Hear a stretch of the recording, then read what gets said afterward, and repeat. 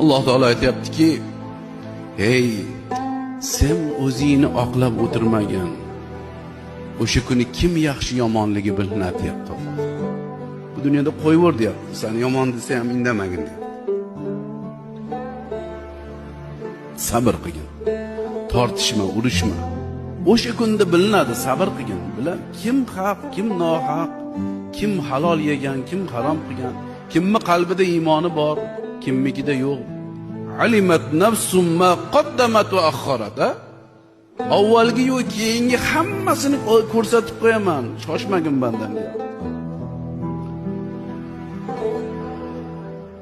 O'zini oqlaveradi. Oqlamang, Allohning oldida ertaga oqlashga harakat qiling o'zingiz. Men yaxshiman, men unaqaman, men yomonman deyish bir yomonmiz. Yomonmiz. Yaxshi emasmiz.